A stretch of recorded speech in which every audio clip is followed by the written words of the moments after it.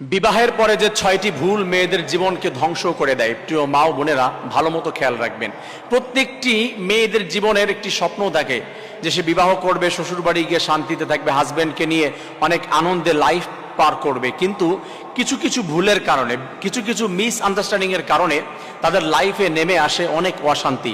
যে অশান্তি কাটিয়ে ওঠা সারা জীবনও যেন কখনো সম্ভব হয় না। এই ধরনের ভুলগুলির কারণে আমার মা বোনেরা অনেক অশান্তির মধ্যে পড়ে যায়। ফার্স্ট যে ভুলের কারণে তারা সংসারের ভিতরে অশান্তির মধ্যে পড়ে যায়, ১ নাম্বার হচ্ছে শাশুড়ি এবং বউয়ের মধ্যে আন্ডারস্ট্যান্ডিংটা ভালো থাকে না, সম্পর্ক ভালো থাকে না। শাশুড়ি মনে করে হচ্ছে পরের ঘরে একটা মেয়ে এসেছে, ও তো আমার মেয়ে না, তার ভুল ধরার চেষ্টা করে।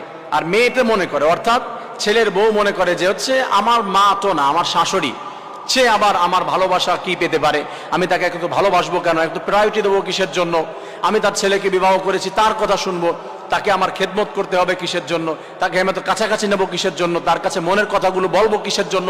এই ধরনের দুজন দুজনকে যে পর মনে করা এবং দুজন দুজন থেকে যে দূরে সরে যাওয়া, বিশেষ করে মেয়েদের পক্ষ থেকে শাশুড়িদেরকে শত্রু মনে করা, এই যে তাদের ভিতরে টেন্ডেন্সি যা জাগ্রত হয়, এটার কারণে তার এমন একটি অশান্তি নেমে আসে, জীবনে কোনোদিন শান্তির মুখ দেখতে পারে না।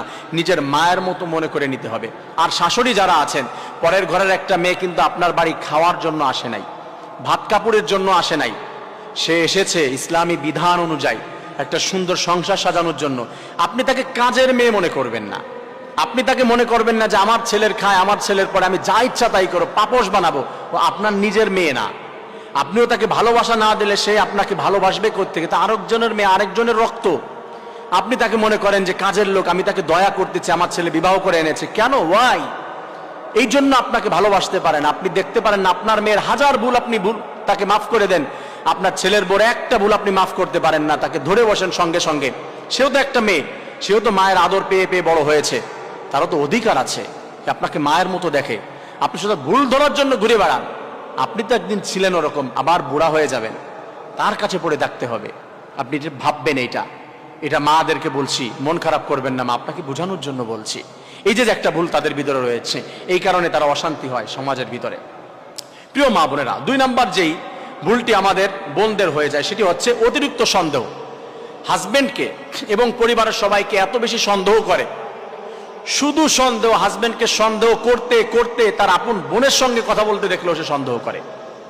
ফোনে যদি কোনো মেয়ে কণ্ঠ পায়, মায়ের সঙ্গে কথা বলছে, কার সঙ্গে কথা বললা দেখাও তো, দেখে রিসিভ করলে কার নাম্বার, ও ডিলিট করে দিয়েছো।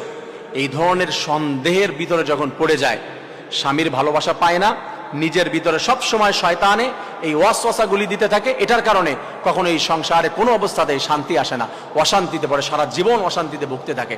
৩ নাম্বার যে সমস্যার ভিতরে পড়ে যায়, গোপনীয়তা ফাঁস।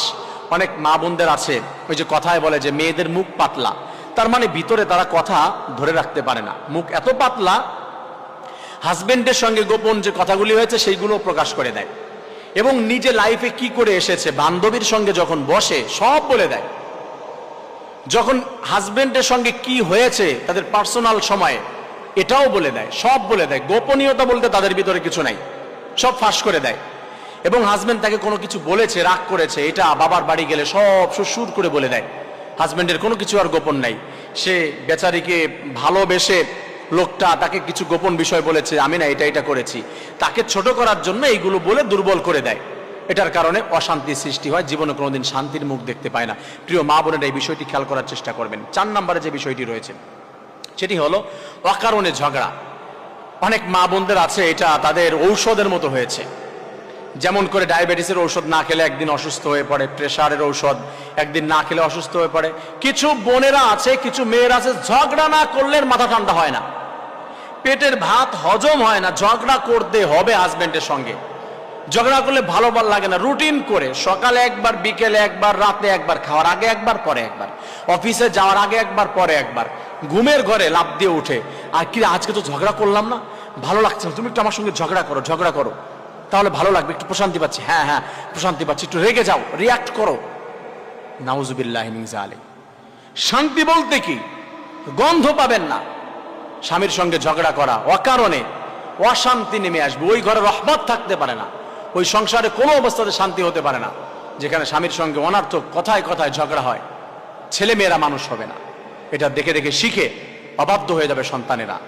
ঝগড়া করবেন না স্বামীদের সঙ্গে, মনে রাখবেন এটা, কন্ট্রোল করেন নিজেকে।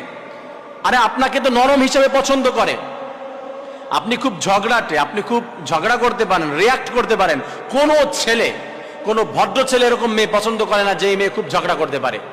হ্যাঁ, পছন্দ করতে পারে, লেডিস মার্কা কোনো ছেলে পছন্দ করতে পারে যে আমার ওয়াইফ খুব শক্তিশালী, আমার ওয়াইফ খুব রাগী, আমার ওয়াইফ খুব ঝগড়া করতে পারে, এটা তারা পছন্দ করতে পারে। কিন্তু সুস্থ মস্তিষ্কের কোনো ছেলে, কোনো ভদ্র ছেলে কোনো এরকম মেয়েকে পছন্দ করে না যে খুব বেশি রেগে যায়, খুব বেশি ঝগড়া করে। মনে রাখবেন, তারা পছন্দ করতে পারে, যাদের কথা বললাম মানসিক সমস্যা আছে তারা পছন্দ করতে পারে, কিন্তু ভদ্র কোনো ছেলে কোনো রাগী মেয়েকে পছন্দ করে না। ঝগড়া থেকে বিরত থাকবেন। 5 নম্বরে যে সমস্যাগুলি রয়েছে, 5 নম্বর হচ্ছে অবাস্তব প্রত্যাশা। খুবই ইম্পর্টেন্ট একটি বিষয়।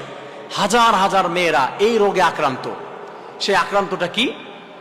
সেটি হচ্ছে বিয়ের পরে আমাকে আর ভালোবাসে না। এখন যখন সম্পর্ক ছিল কত ভালোবাসতো, ওরে সোনা পাখি, ওরে ময়না পাখি, ওরে টুকটুকি, ওরে কলিজা, ওরে লক্ষ্মী, কত কিছু বলে ডাকতো। এখন শুধু বলে যায় ভাত দাও, কিন্তু একটু ময়না পাখি বলে ডাকতে পারো না? কিসের ময়না পাখি? সারাদিন অফিস করে আসছি, খাবার দাও তাড়াতাড়ি।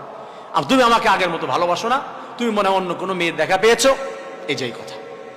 আরে ভাই বুঝেন, বোন আপনি বুঝেন, তখন ছিল ভবঘুরে আজাইর একটা ছেলে, যার কোনো চাকরি নাই, কোনো দায়িত্ব নাই, কিছু নাই। এখন মাকে টাকা দিতে হয়, স্ত্রীকে দিতে হয়, সন্তানকে দিতে হয়, দায়িত্ব নিতে হয়, কার কি লাগবে সব দেখে বাজার করতে হয়, কিচ্ছু করতো না, বাবার হোটেলে খেতো আর ঘুরে বেড়াতো। এখন কত দায়িত্ব তার মাথার উপরে, অফিস করতে হয়, চাকরি করতে হয়, ব্যবসা করতে হয়, কত প্রফেশনের সাথে আমার যুবক ভাইরা জড়িত। সারা দিন শেষে ঘরের মধ্যে এসে ওই প্রথম বিবাহের পরে যেটা করেছিল, তখন তো দায়িত্ব ছিল না, সেটা করেছিল। এখনো সেটা করা সম্ভব, আপনি পারবেন। আপনি নিজেকে তার স্থানে নিয়ে দেখেন তো।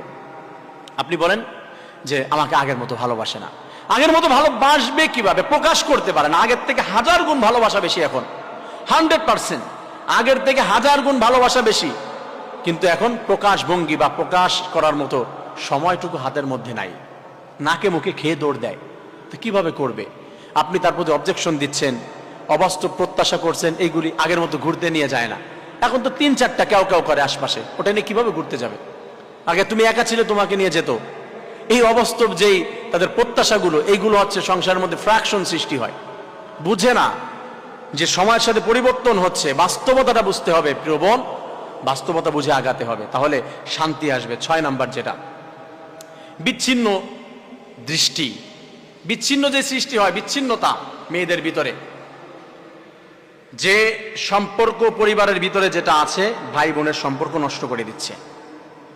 এখন আর একসঙ্গে হবে না, জুদা হতে হবে। এখানে থাকবো না, যদি আমাকে বাঁচাতে চাও ঢাকায় নিয়ে যেতে হবে, বাসা নিতে হবে, আমি থাকবো না তোমার বাবার সঙ্গে এক ফ্ল্যাটে। আলাদা করে দিচ্ছে সবার থেকে। এখন আর এখানে ভালো লাগে না। এই ছেলেটাকে পরিবার থেকে বের করে নিয়ে যাচ্ছেন, ছেলেটাকে মায়ের কোল খালি করছেন, বাবার বুক খালি করছেন, ভাইয়ের বুক খালি করছেন, বোনের ভালোবাসা থেকে বঞ্চিত করছেন। আপনার সংসারে শান্তি হবে, তাই না? আপনি ছেলেটাকে আলাদা করে দিচ্ছেন সবার থেকে, এটা করবেন না, তাহলে শান্তির মুখ দেখতে পাবেন না। প্রিয় বোনেরা, প্রিয় মায়েরা, এই 6টি কাজ যদি আপনি করেন, তাহলে আপনি জীবনে শান্তি পাবেন না। আল্লাহ তাআলা আমাদের প্রত্যেকটি মা বোনদেরকে বিষয়গুলি বুঝে সংসার যেন শান্তি আসে, সেই মর্মে কাজ করার তৌফিক দান করেন। আমিন। আসসালামু আলাইকুম।